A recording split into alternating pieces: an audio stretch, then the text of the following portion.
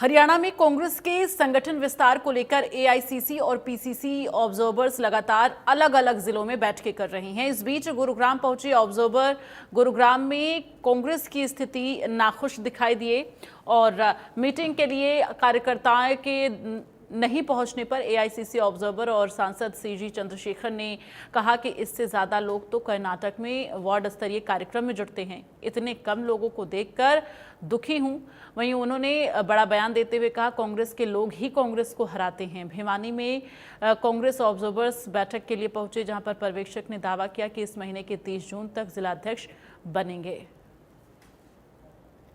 तो ये दो तस्वीरें गुरुग्राम और भिवानी की, जहां पर कांग्रेस के ऑब्जर्वर पहुंचे बैठक के लिए। लोगों की इतनी कम मौजूदगी को देखते हुए चिंता जाहिर की।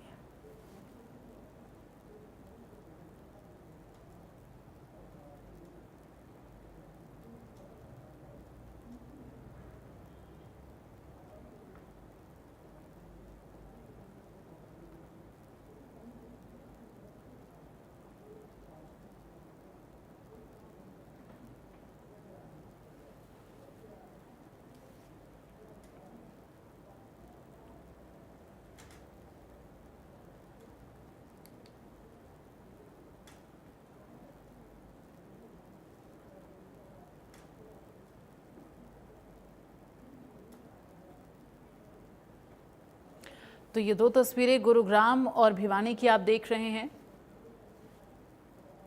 एआईसीसी के ऑब्जर्वर हैं जीसी चंद्रशेखर साहब, जो कर्नाटका कांग्रेस कमेटी के वर्किंग प्रेसिडेंट भी हैं और राज्यसभा सांसद भी हैं। वो आज हमारे ऑब्जर्वर हैं और साथ में उनके 3 ऑब्जर्वर हैं, लखन सिंगला जी, देवेश जी और घोड़ेला साहब। वो चारों लोग आए हैं। वो 7 दिन करीब हमारे ज़िले में लगाएंगे। आज शुरुआत है। पहले वो प्रेस से मिले हैं, उसके बाद वर्करों से सामूहिक रूप से मिले हैं। फिर उन्होंने कहा है कि मैं इंडिविजुअली हर कॉन्स्टिट्यूंसी में भी जाऊंगा और यहाँ भी हर एक से इंडिविजुअली मिलूंगा। तो वो हर आदमी की बात सुनेंगे। बात सुनने के बाद सबका फॉर्म लेंगे। फिर उसके बाद एक 6 व्यक्तियों का एक पैनल हाईकमांड को सौंपेंगे। तो उन 6 व्यक्तियों में से हाईकमांड को जो क्वालिफाइड लगेगा, उन 6 आदमियों में से एक जिलाध्यक्ष चुना जाएगा, एक अर्बन का, 6 का पैनल अर्बन का जाएगा, 6 का रूरल का जाएगा। वो 6 में से 5 भी हो सकता है पैनल, 6 में से 7 भी हो सकता है। 6 को फिक्स नहीं है, लेकिन एक पैनल तैयार करके वो देंगे। अभी तो इनका दौरा कंप्लीट होगा, फिर ये एक डेट निश्चित करेंगे। लेकिन जो राहुल जी ने उस दिन मीटिंग में कहा था कि 30 तारीख तक सारी प्रक्रिया कंप्लीट करके फिर सारी रिपोर्ट सबमिट करनी है, तो टोटल 30 जून तक का ये कार्य है। 30 जून तक पार्टी को 1 महीने का समय दिया है सबको।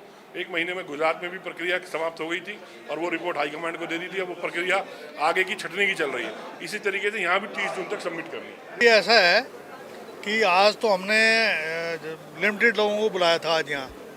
अभी जो है ये कार्यक्रम रखेंगे, हर कॉन्स्टिट्यूंसी में जाएंगे।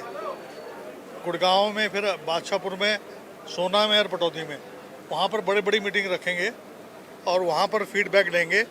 और अभी आज से तो एप्लीकेशन आनी शुरू हुई हैं, तो आज ही मैं बता दूं भी किसको रिकमेंड करना है, किसको रिकमेंड नहीं करना, वो बात बनने वाली नहीं। पहले एप्लीकेशन आ जाए, कौन गुड़गांव अर्बन के लिए अप्लाई करना चाहता है, कौन रूरल के लिए अप्लाई करना चाहता है।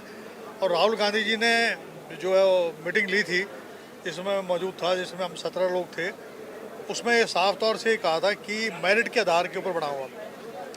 अब जो गुड़गांव का जो अध्यक्ष बनेगा, रूरल का, अर्बन का, उसकी कैपेसिटी इतनी तो होनी चाहिए कि कम से कम 500-600 आदमी इकट्ठे कर ले।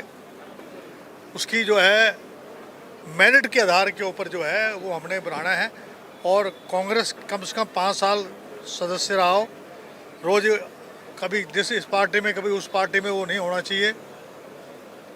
और 35 और 55 साल की उम्र के बीच के जो लोग हैं वही केवल इसमें अप्लाई कर सकते हैं। मुख्यमंत्री द्वारा कांग्रेसियों को लंगड़े घोड़े कहे जाने पर कांग्रेस नेता कैप्टन अजय यादव ने कहा कि हमारे पास तो सारे जंगी घोड़े हैं, लंगड़े घोड़े उनमें होंगे, हमारे पास तो सारे लड़ने वाले लोग हैं। लड़ाई लड़ते हैं जुर्म के खिलाफ। आज बेरोजगारी है, भ्रष्टाचार है।